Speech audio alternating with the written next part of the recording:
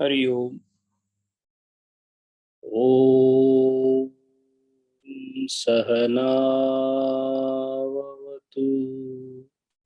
सहनौ भुनक्तु सह वीर्यं करवावहै तेजस्विनावधीतमस्तु मा विद्विषावहै। ओम शांति शांति शांति। स्मृति श्रुति स्मृति पुराणानाम् आलयं करुणालयम् नमामि भगवत्पादं शङ्करं लोकशङ्करम् शङ्करं शङ्कराचार्यं केशवं बादरायणं सूत्रभाष्यकृतौ वन्दे भगवन्तौ पुनः पुनः। समस्तजनकल्याणे निरतं करुणामयम् नमामि चिन्मयं देवं सद्गुरुं ब्रह्मविद्वरम्। ॐ श्री चिन्मय सद्गुरवे नमः। हरि ओम।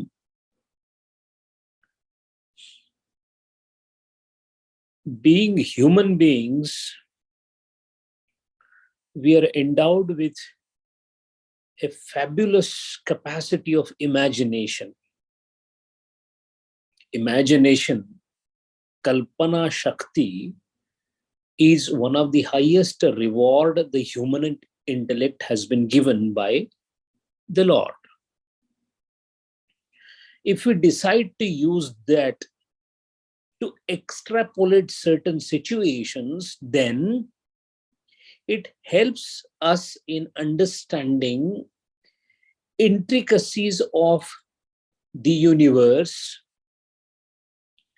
The same extrapolation of thoughts, imaginations, was the basis for most of the scientists. So also it was a base for even the scientist of the century, Einstein. None of the postulate whatsoever put forward by Einstein were mathematically proved by him beforehand and then put into practice, but it was earlier imagined by him with tremendous capacity of imagination, then supported by the mathematical formulas. In fact, to an extent, he was incompetent in mathematical formulations, so that he had to undertake a specific rigorous discipline to understand the mathematical part of proving an equation in physics.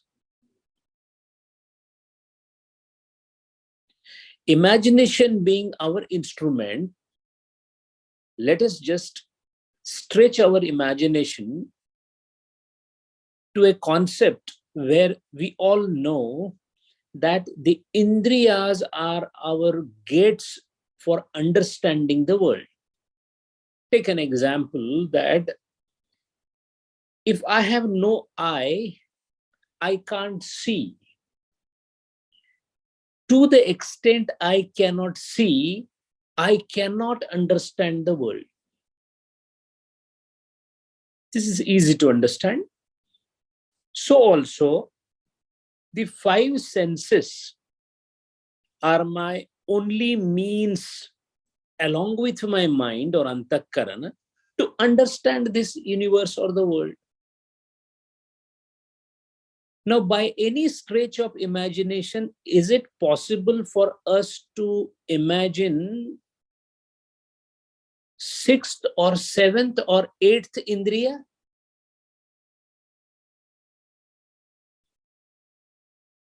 See, seeing, touching, smelling, hearing, we are used to these indriyas. We cannot, even if we stretch our imagination, think of one more indriya. Why? Because an indriya does an act of something. For example, you may imagine an eye, but the eye is worth it for the fact that it has a functionality of seeing. So seeing, touching, feeling, hearing, tasting, these are the sensations, sensory inputs that we have already gotten used to. Now, for me to imagine one more appears to be impossible. Let us say the Lord has given me all the power in the world to create anything the way I want. Make your own universe or make the changes in the universe. We cannot make any change in the universe simply because we cannot think out of the universe.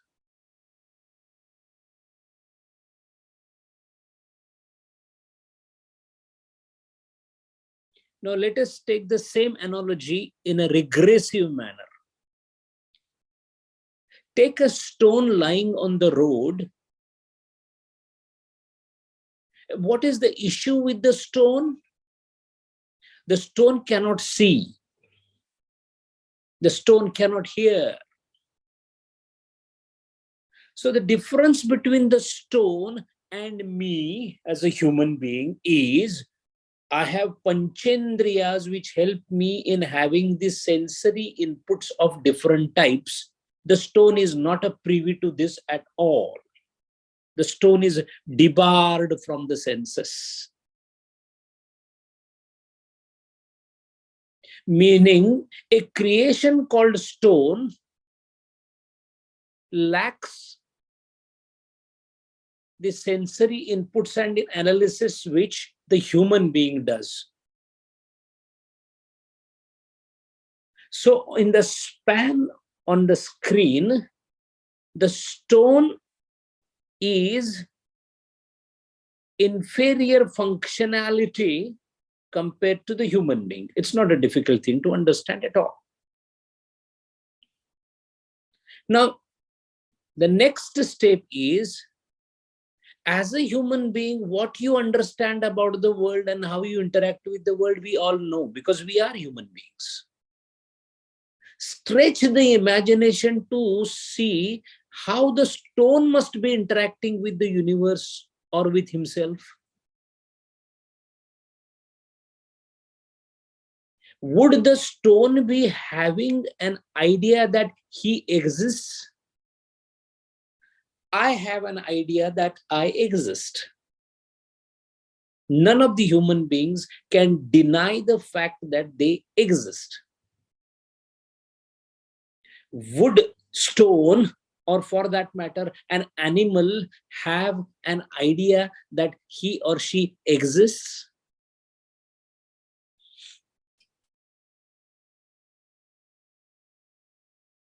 In other words, indriya or the sense organs and the antakarana or the mind or the chitta, these seem to be the faculties which are not seen down the line in the developed manner as we see that in the human beings. Now comes the question, if an animal looks back to the plant, the animal would say that, look, I'm able to run around, I'm able to see, I'm able to hear, but the plant is not able to do that. Meaning, from the animal's perspective, plant can be seen at a inferior expression of consciousness. But barely the animal knows that there is somebody else who is superior to him in this sensory perception, that is called human being. So on the scale, animal is superior to the plant is superior to the stone, and the human being appears to be the superior most in this hierarchy of sensory perception. But is it that the animal know that there is somebody called human being existing senior and superior to me? He knows so a human being because of the ability to see. But does he know, animal, that there is an intellectual superiority, antakarana vikas pratishtha? In my comparison, the man has more. He may not have it.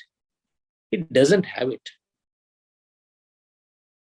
Keeping the same analogy, would human beings have an idea that the intellectual capacity and the senses and sensory perception level that they have could be inferior to somebody who is beyond him in terms of expansion of consciousness, which he may not be aware? That doesn't mean it exists.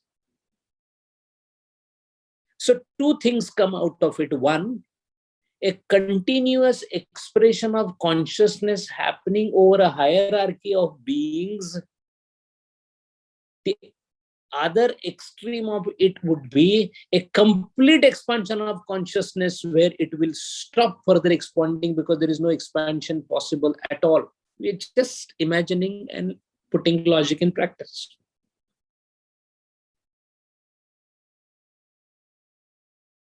What is the use of thinking about the expansion of consciousness from a minuscule stone to a mighty human being, and still mightier and mightiest further, which are normally labeled as gods or deva, sura, and then beyond that a yogi, and then beyond that something that cannot be identified called Brahma?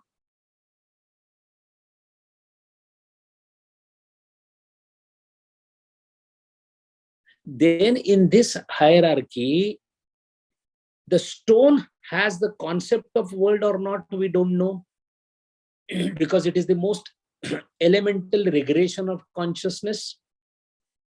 In plant, the consciousness has started pulsating. In the animals, it has not only started pulsating, but it has started exhibiting. In human beings, it appears to have expanded fully. That means the universe of a stone, the universe of a plant, the universe of an animal, the universe of a human being, each of them are defined by their ability to distinguish themselves and things around them proportionate to their ability of their consciousness.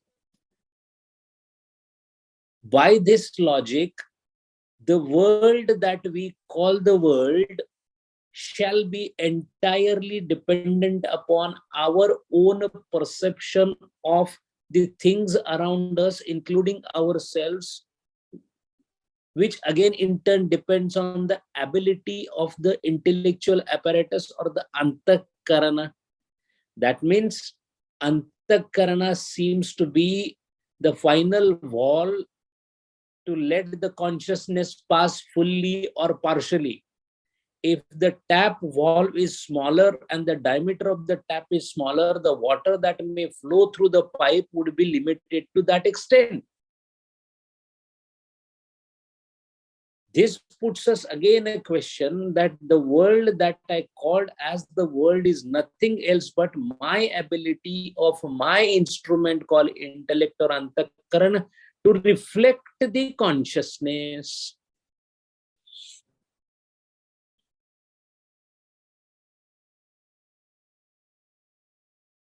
Now, to put a question in perspective, when consciousness, when Brahma had an appearance of world on it, Vivarta, appearance of world on it. The appearance appears absolute real to me. Different question.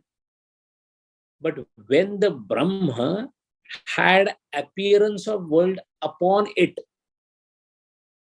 at that time, a point of time also, what would be the shape and quality of that appearance? How did it come in picture?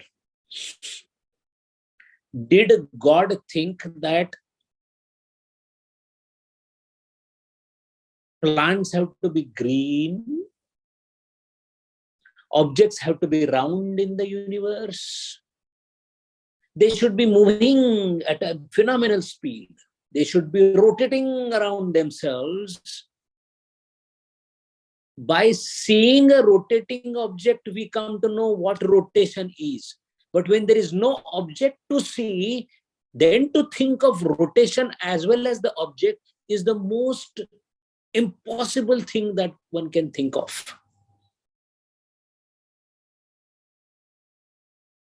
Because the eye is located in the front of the face, now you can imagine it could be placed on the back of the head. Now, front and back, as a concept, we understood because we saw front and we saw back. Post facto, we know front and back. But there is no existence of front, back, or anything. At that point of time, to imagine front and back is the most difficult thing for us to even imagine.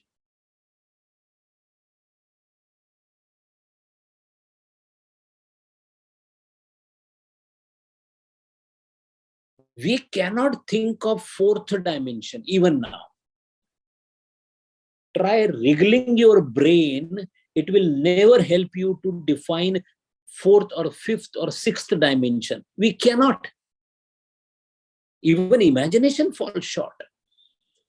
All imaginations of humans, the most developed intellect in the universe, all imagination of ours are entirely dependent on the previous experiences we have. There is no ab initio imagination possible for us.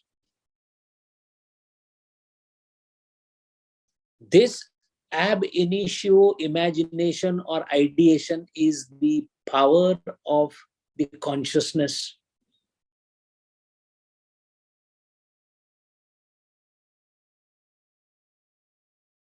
If that is the case, then if I stretch the stone to the plant, to the animal, to the human beings, and I stretch it forward, forward, forward, where the development will reach? A stone is absolutely senseless, sensory organless, sensory inputless, movementless, all right. The plant develops a bit of it. The same analogy of plant man, animal man, man, man, God man, whatever Gurudeva has taught us, is nothing else but the expansion of consciousness over the staggering end. The question is, perhaps we may know the beginning, perhaps, but the ending is where the imagination needs to be stretched. Today we know very little. Why? Because our intellectual ability tells us only about whatever I have read in the books, whatever I see, whatever my sensory inputs tell me. I do not know what's happening right now in New York. For that matter, I do not know even whether a planetary body is existing, how many of they are existing, what the black hole is right now doing. how the stars are dancing, that is beyond purview of my knowledge. Supposing that my knowledge is expanded to such an extent that I know everything of everybody everywhere, that means I became omniscient and omnipotent. Even then, the question remains, what next? And then this question then gets answered only when we come to the end of such imagination, by reaching the place from where the imagination looks like originating.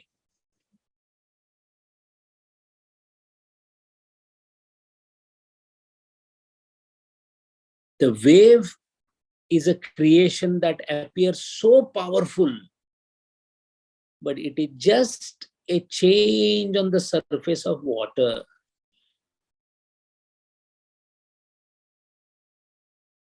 The wave, the spark that is flying away from a burning wood is so beautiful. However, it is just a spark. The original fire is in the wood, the burning wood.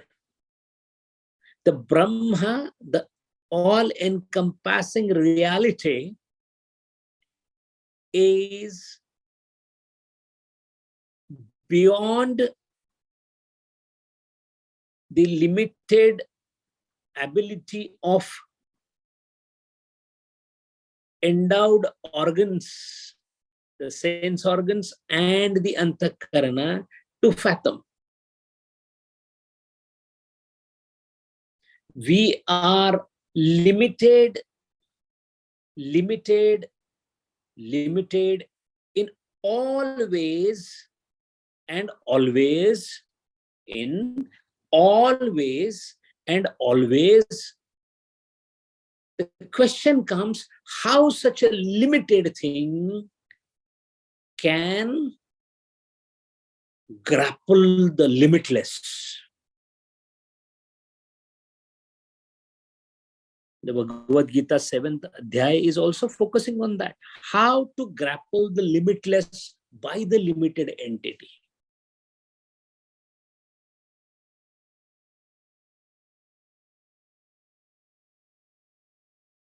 The wave has decided to cover the ocean. Sounds utterly impossible. But that becomes possible only when one has an ability to understand, with the help of intelligence, stretching it to a point where the enormous quantum jump takes place from all the limited adjuncts to limitless, from the upadhi to upadhiless existence. Unlimited existence versus limited adjunct.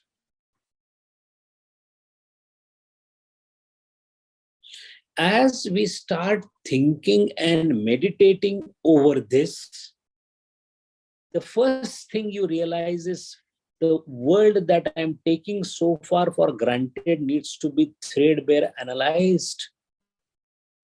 On analysis, you realize that a lot of futilities are, a lot of uselessness is there in our vyavahara that we are doing. That is why in Adhyatma, the first step is to understand the futility of uselessness of what we are doing. So the adhyas, the abhyasaka, the sadhaka, first analyzes his vyavahara. Yesterday, I was crying because I lost something. He analyzes on this and says that, was it worth crying? Did I really lose something? Can I really gain something? my daughter and son, they both don't listen to me. He analyzes this threadbare to come to the conclusion that we are daughters and father, son and father, because of what? Because of a thing called society. Did it exist before? It didn't.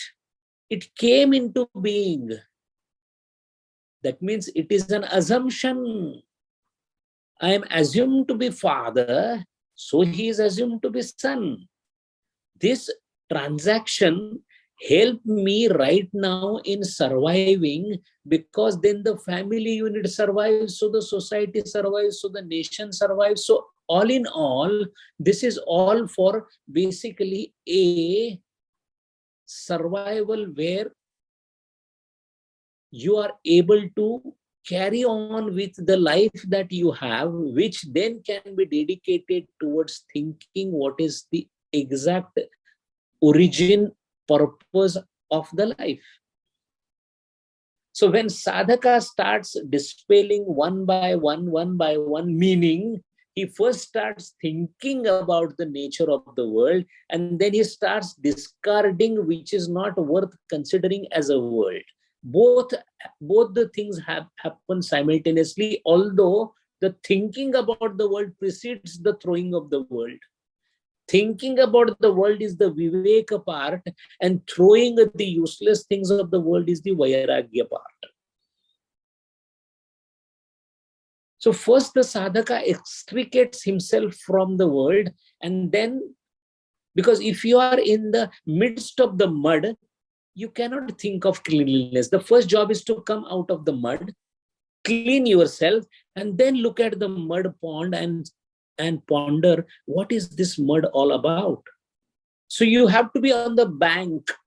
Coming on the bank of entanglement is viveka vairagya. Once we do that, then comes the question, does this universe have an existence? Does it exist at all? And then we saw the positions of the rishis as in relation to the world. There was a toy given for the playing to the children. They keep playing.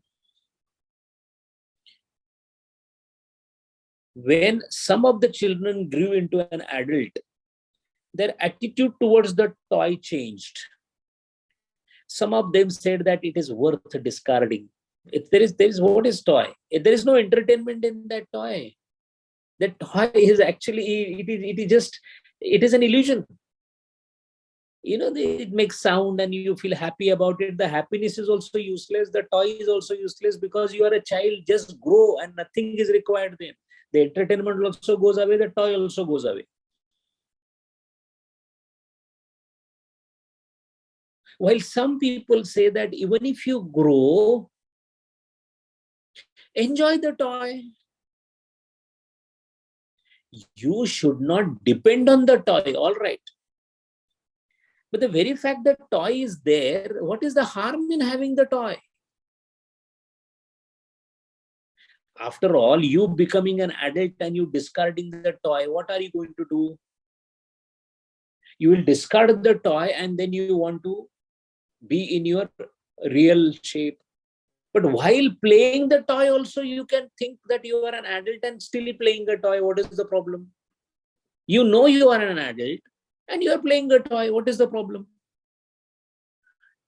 Similarly, as an analogy to this, some of the rishis felt that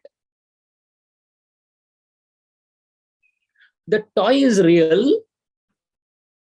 There's nothing wrong with the toy. There's nothing wrong with the toy. The toy is real.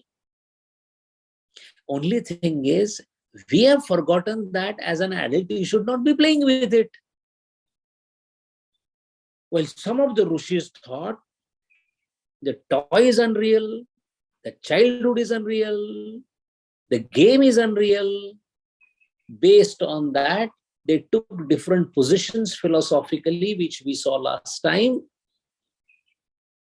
The Buddhist people said the toy The toy maker, the player, the game, nothing is existing. It's all false. Asat khyati. Nothing is there. While another Rishi said that it's all a figment of imaginations. Your imaginations, you are feeling it as real, but they are actually imaginations. Why? Because nothing lasts in this world. That toy which you see, after some time it will get destroyed. The one who is playing the toy, he will get destroyed. You becoming an adult, that will get destroyed. The concept of the game, that will get, everything is getting destroyed because nothing is permanent. It's all illusory. It's all your figment of imagination. It is all an Atmakhyati. A person like Ramanujacharya said that, no, the toy is real. After all, God has created it. How it can be unreal? Your concept that as a child you will forever continue to play, that is the wrong part. But there is no unrealness about the toy.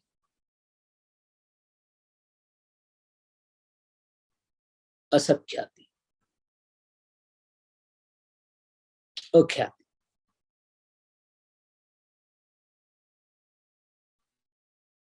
All these khyatis or different explanations are ultimately trying to tell only one thing, that the world that we perceive as we are today is not the real world, or it is not existing. Take any Rishi, whether it is Bhakti Marga, Jnana Marga, Raja Yoga, any yoga you take, any path you take, all of them agree on one point, that there is an adhyasa. There is a superimposition. The truth is different than what we see. This everyone agrees. There is absolutely no save except Charvak.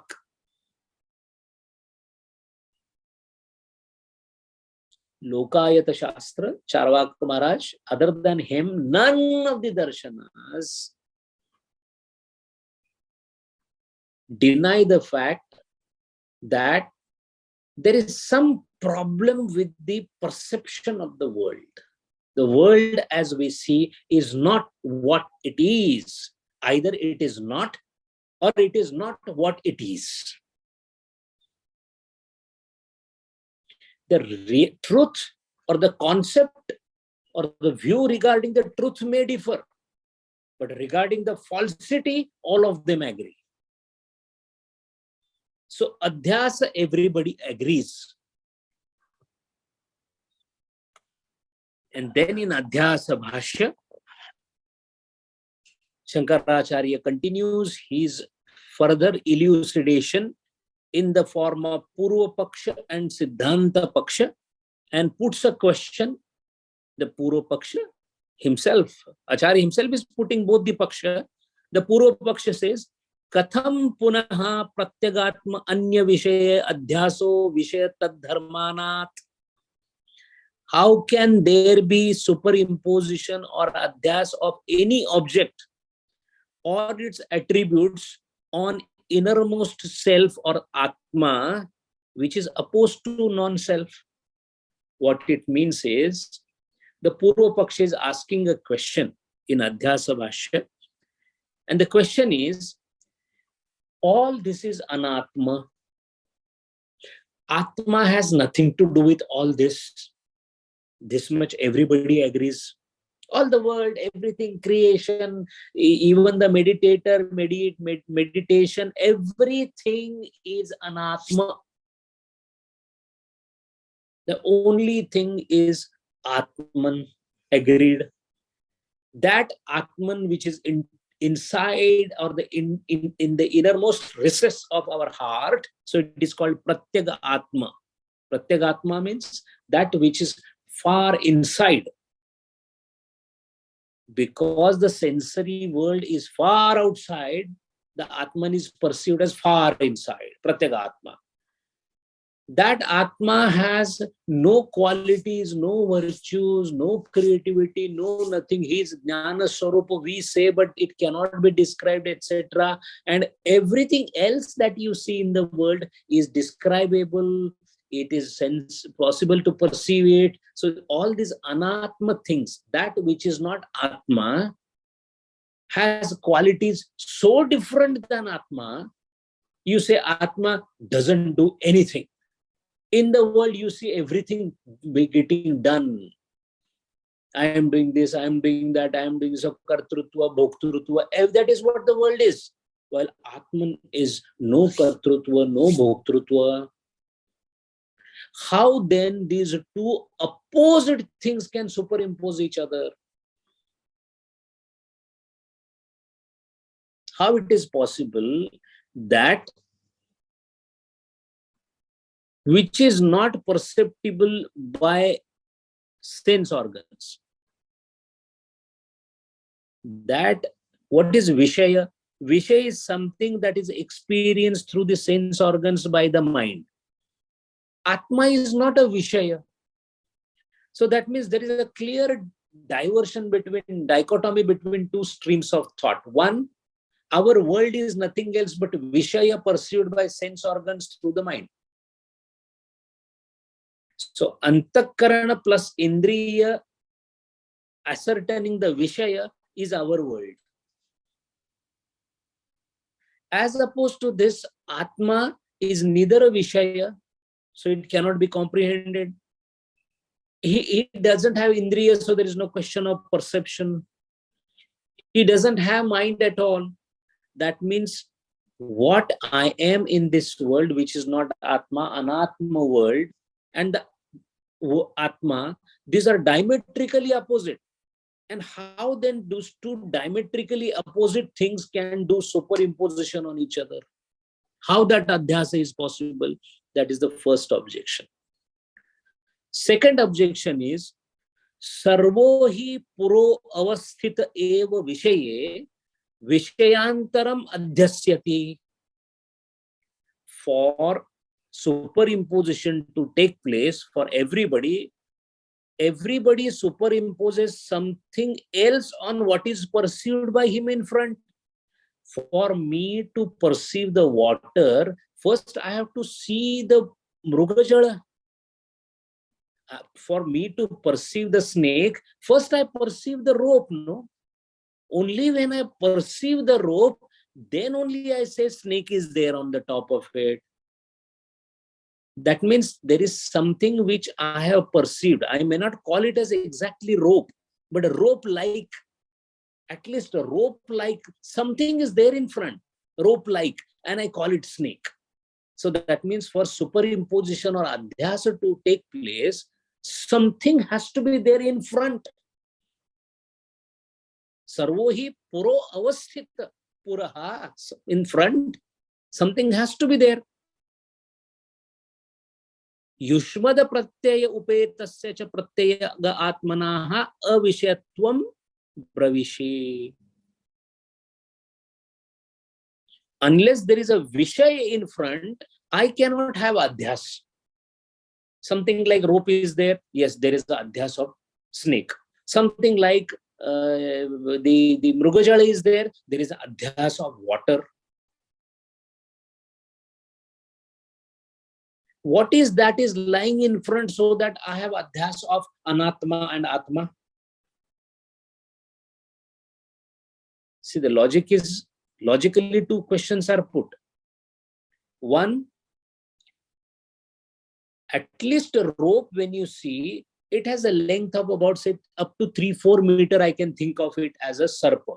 If it is suppose 1000 meters, I will not think of it as sarpa. Why?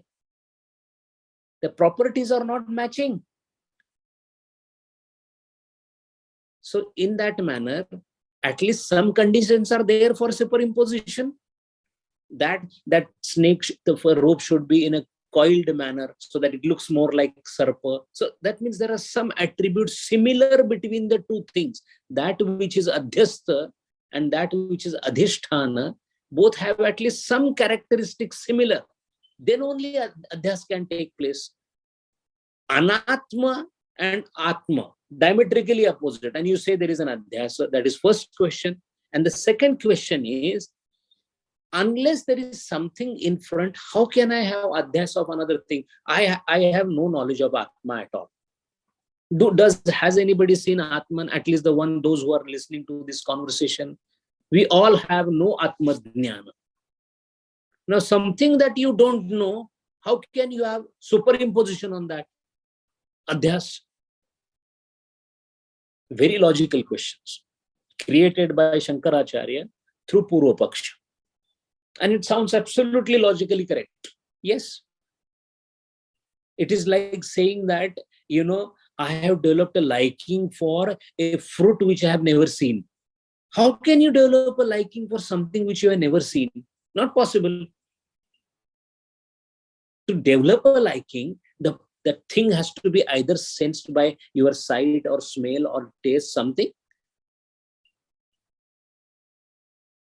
So 2 questions. 1, how anatma things can have superimposition or adhyas of atma, or on atma, how can you superimpose anatma thing? 1.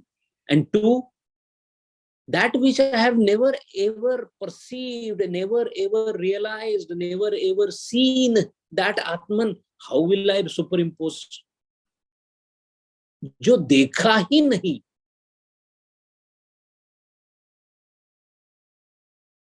There is a Sufi saying which says, यारो मेरा मयारे जुनून तो देखो, उस पे मरता हूं जिसको देखा ही नहीं. Of course, he said it in a positive connotation. But if we take that same analogy, that which I have never seen, perceived, felt, or understood, I'm trying to say that, on that Atma, everything is adhyasa. How that is possible? And that is why Siddhanta Paksha, Acharya himself is giving the answer through Siddhanta Paksha. The first question he says, Na tavat ayam ekantena avishayaha. The Atma is not absolutely beyond apprehension. Now, this may sound a little controversial to us. Acharya says, everyone has apprehended Atma, not in its real Swarupa, but his presence everyone has apprehended.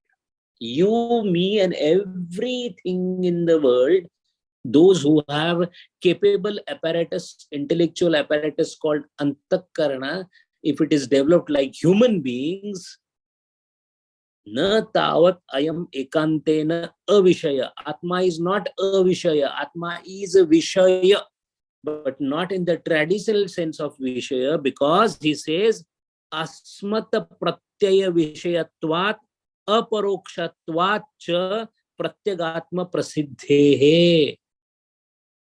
It is apprehended as a content of I, the constant awareness of as I, common to all learned as well as ignorant, is the direct apprehension, aparokshata of pratyagatma. Now let's see this. A doubt must have come into the mind, or should come into the mind. I have been always calling that I means ahankara. And Acharya is saying I means Atma's presence. Appears to be some confusion. There is none. I exist, out of which even exist we can take away. I. No one can deny the fact that he exists.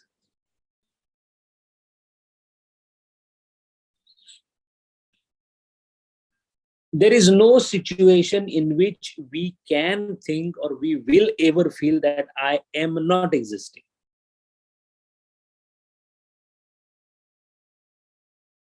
Jnaneshwar Maharaj has beautifully described this.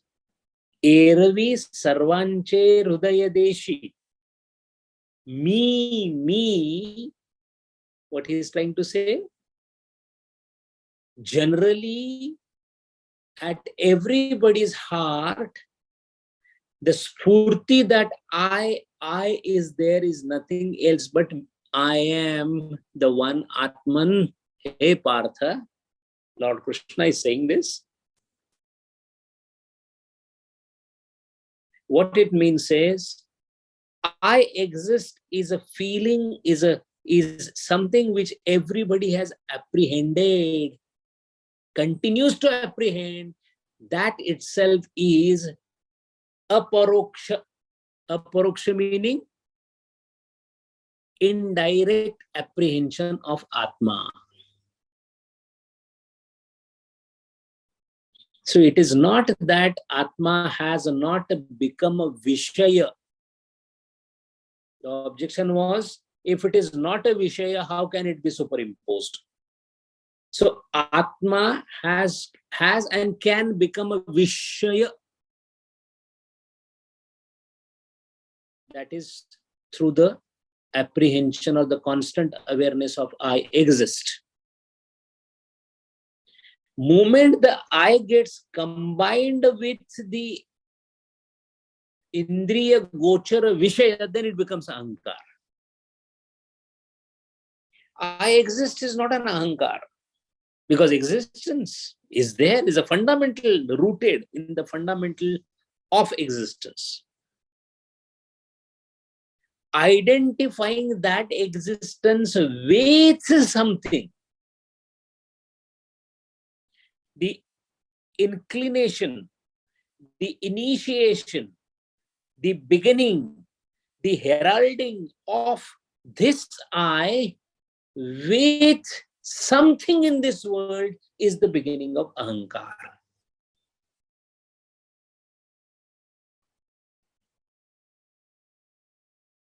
Just take an example that in the whole creation, you are the only one present.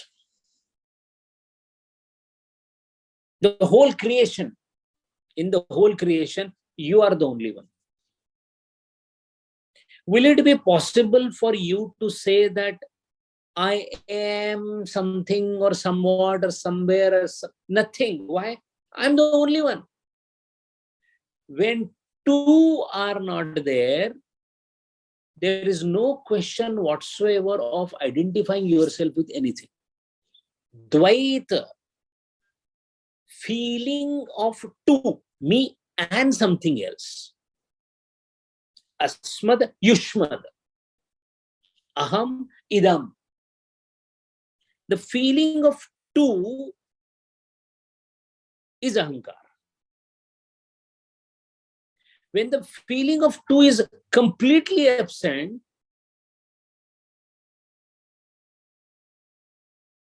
even then,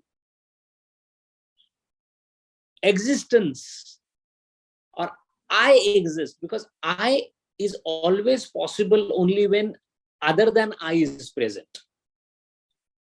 When nothing else is present, then you can't call it I exist. You have to call it as exist. Who? That cannot be answered. So currently, you feel you exist and you label it as I exist. That feeling, constant feeling of I and my existence is itself is the Vishaya Karana of Atma.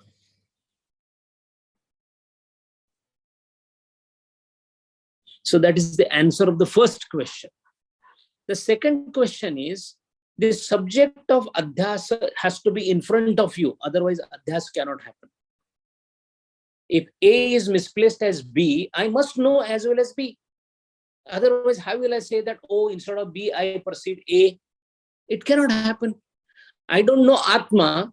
I know all the Anatma things. Then how can I have imposition of superimposition of Anatma on Atma? That is the second objection. Acharya answers that in Siddhanta Paksha. Nacha ayam asti niyamaha. There is no rule. Puraha avasthita eva vishaya vishantaram adhyasthitavyam iti. There is no rule that the Vishay perceived by senses in front, then only other subject can be superimposed. And what is the drishtanta? Apratyakshehi api balaha tal malinata adi adhyasyanti evam viruddha pratyagatma anyapi anatma adhyasaha. Balaha means children or the people with low intellect, or general people for that matter. When they look at the sky, they say the sky is blue. It is not blue. That means even when the blueness is not there in the sky, the blueness is imposed, superimposed on the sky. So when the blueness is not there, that means it is not necessary that a thing has to be known or in front of you to have the superimposition. It is not necessary for you to know the Atma, only then you will do the superimposition. No. Not only that, some of the children, they will look at the sky and they will also say there is a dirt in the sky. Now, sky means not Akash, we are talking of space, Akash. Space itself is something which cannot have dimension. But those who look at the sky, that means the space, they say it is concave. The concavity of the sky is imposed upon the sky. The sky is not concave. Even now we know, because of all the satellites and all the space shuttles going up there, they don't see it concave. We from the earth, we look at it and feel it is concave. So concavity is superimposed on the space called Akasha, even though concavity is not in front. There is no concavity anywhere, but still it is superimposed. The blueness of the sky is not anywhere, but still it is called sky is blue. If that can happen, then even though you don't know the Atma, you may superimpose on the Atma something else. That means it is not necessary that you should have the knowledge or the awareness or the apprehension of both the things which are superimposed on each other. Without knowing a thing, a known thing can be superimposed on that, and precisely that is what happens. Every anatma thing, the stone, the scripture, the Veda, the speaker who is speaking, the mouth, the teeth, the hair, the stone, the storm, the mountains, everything is superimposed on Atma. And is Atma a Vishaya? No. Through the Spurti that I am existing, Atman is constantly giving the pulsating feel that, yes, you are Atman.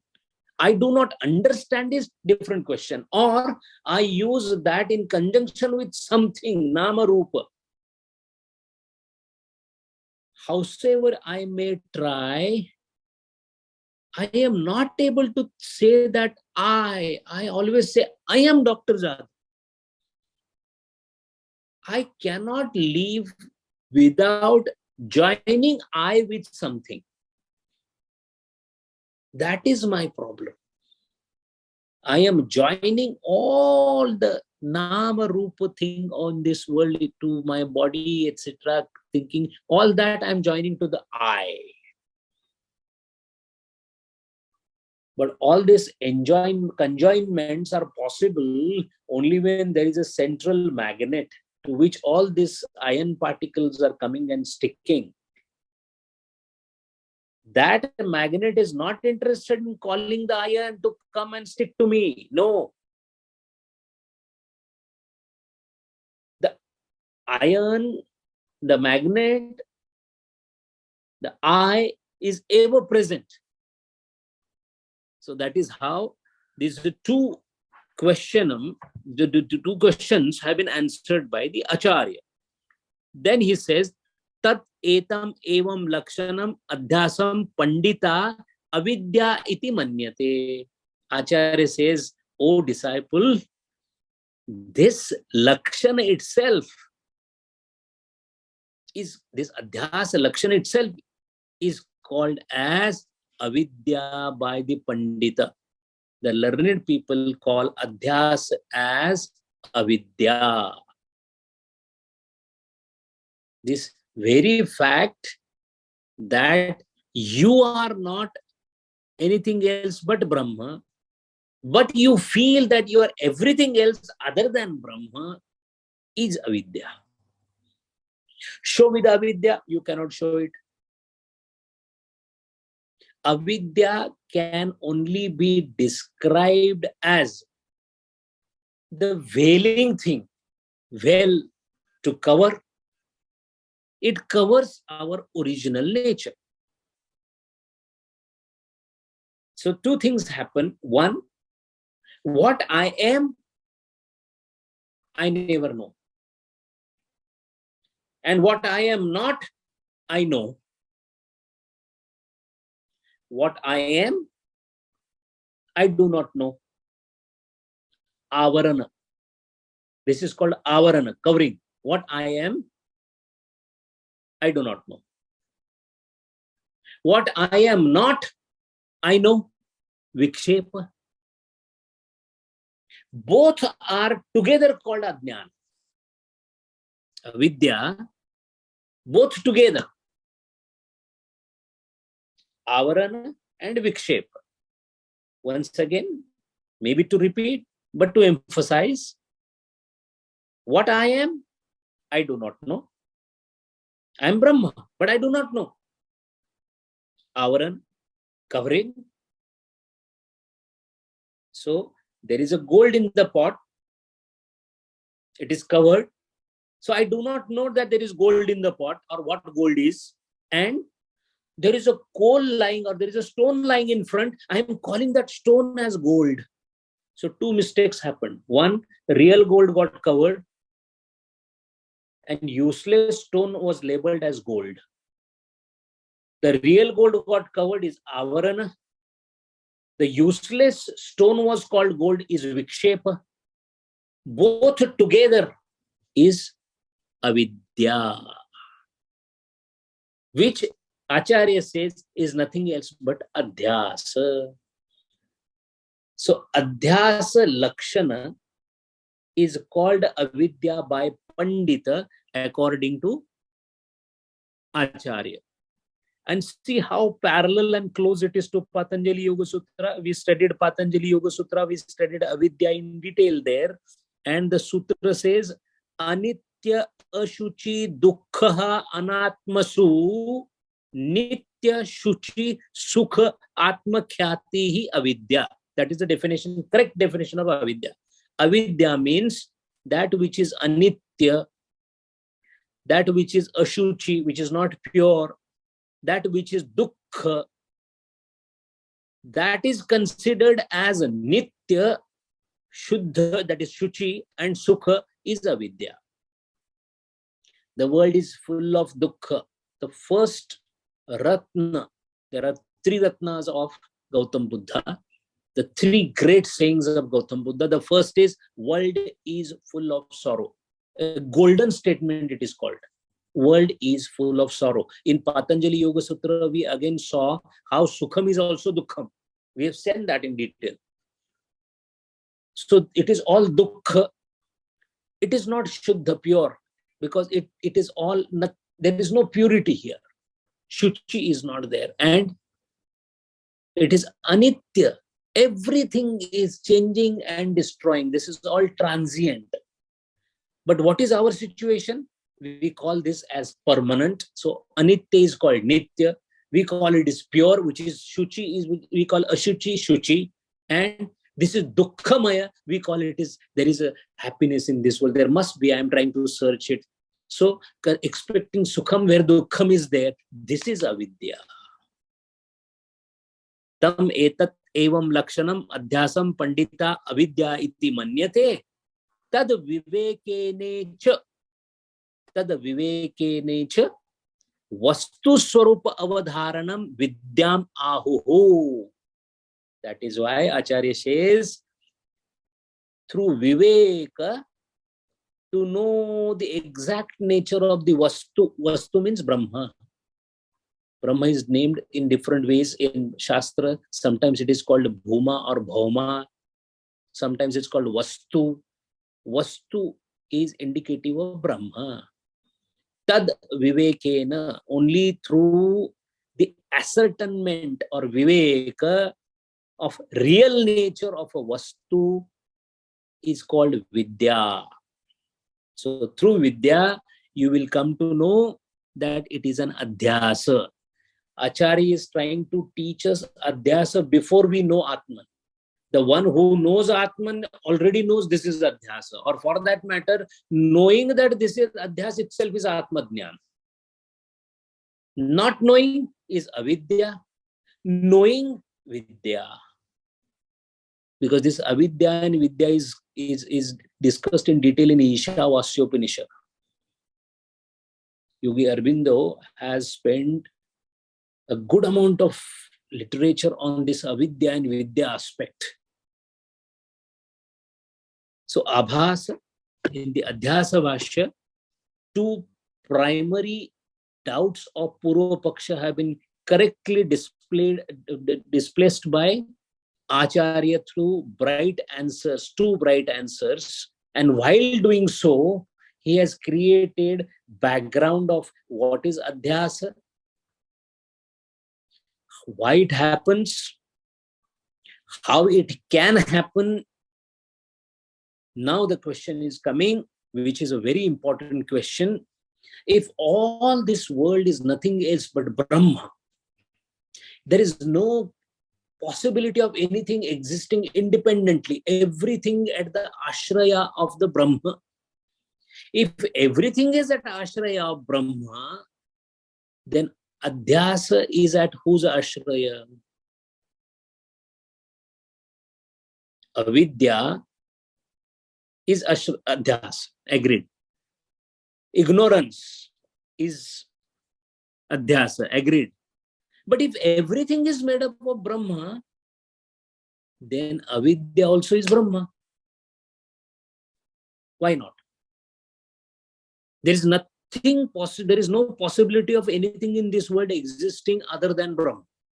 So Brahma Adhisthana has to be there. Even if it is in Vivarta form, Adhisthana is Brahma. That means ignorance or Ajnana or Avidya also has Adhisthana in Brahma. How can that which is only knowledge have Ajnana in its bosom? How it is possible? This question is the next question in Adhyasa Bhashya that Acharya is tackling and slowly preparing our mind for beginning the Brahma Sutra.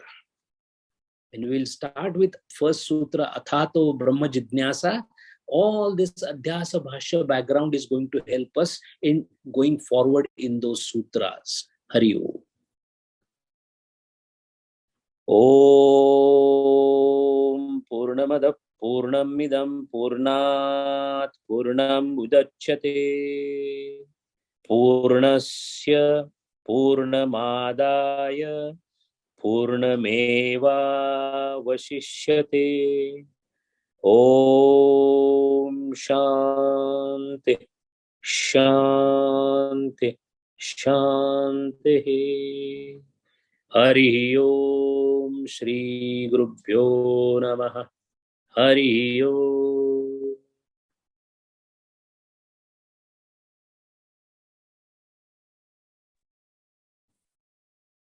Hari Om. Some questions? Hari Om, Sanjay ji. In the consciousness level, if we think, there are three things actually. I mean, for a differentiation, we can say stone and inert material. Of course, it doesn't have consciousness. It is completely inert.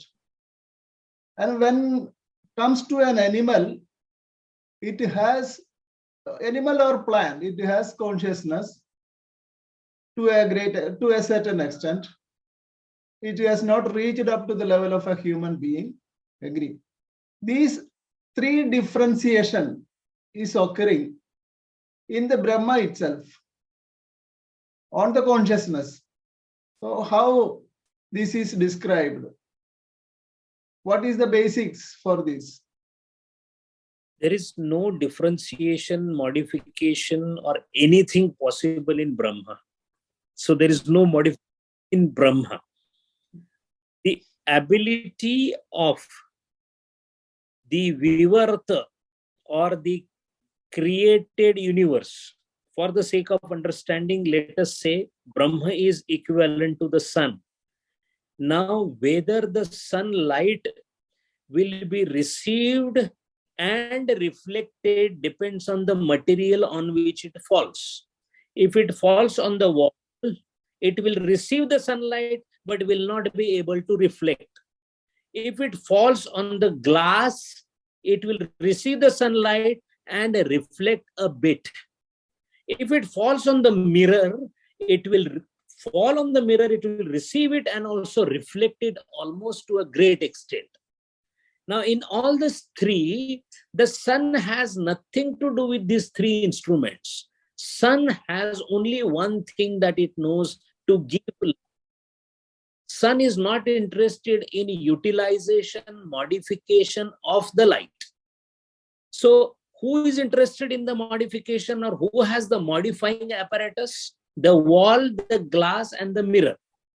Because of their inherent ability or inability, they either can receive, but all of them do receive the light.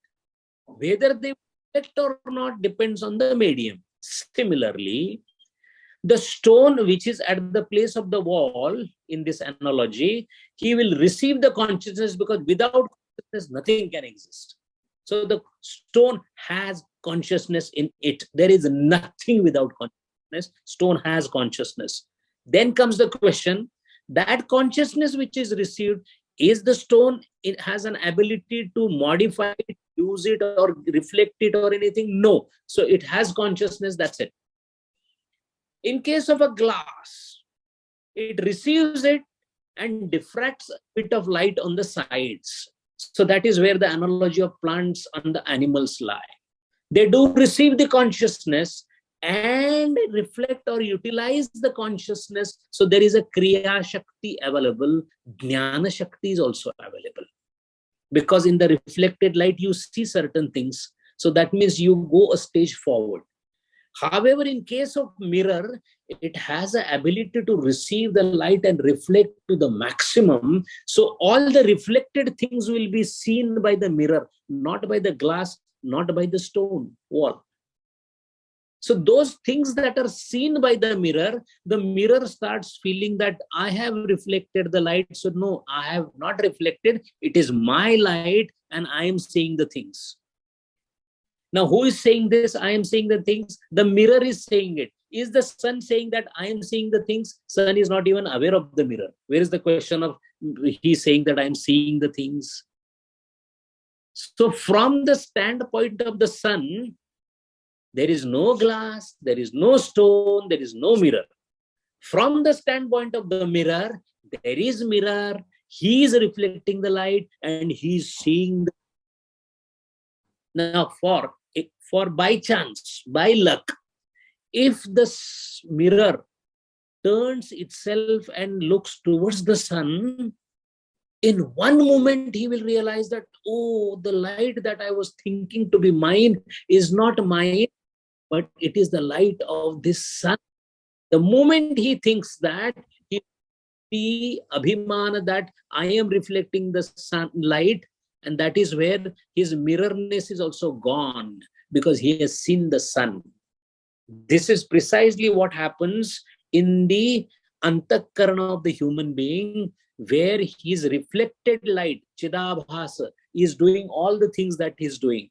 But by chance, through meditation, if he turns himself towards the sun, at that point of time, he realizes that all the reflected light was absolutely useless. It was nothing else but a small mere reflection of the original light. So Chidabhasa confronts the Kutastha for a moment, and that is a moment which cannot be described, because at one point itself, all that was perceived as reflected light is gone simultaneously.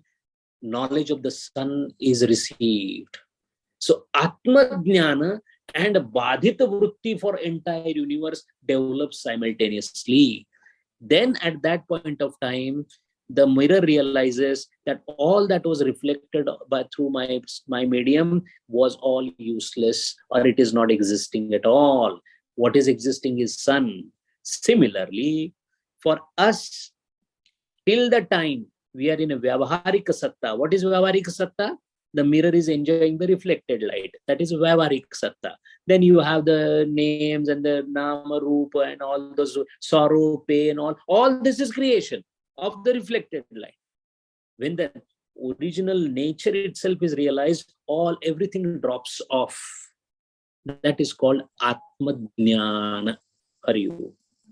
But the stone never reflects anything. It doesn't have a consciousness. How is? And its presence. Consciousness has two aspects into it. One is the Ichha Shakti, Kriya Shakti, and Jnana Shakti. These are three Shaktis inherent in the consciousness.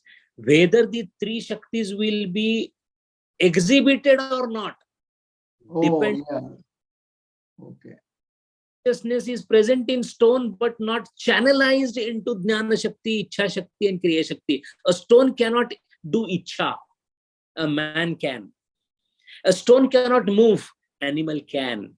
So in case of animal, the Ichha Shakti is in a rudimentary form. Kriya Shakti is definitely there. That is why the animals keep running and moving, because there is a Chara Shakti. Charayavati is possible only when Kriya Shakti comes into the picture. But the Jnana Shakti is very less developed, because the animal cannot think of present, past. There is no Trikala Jnana for animal. Otherwise, all animals would have hoarded the grains for the future.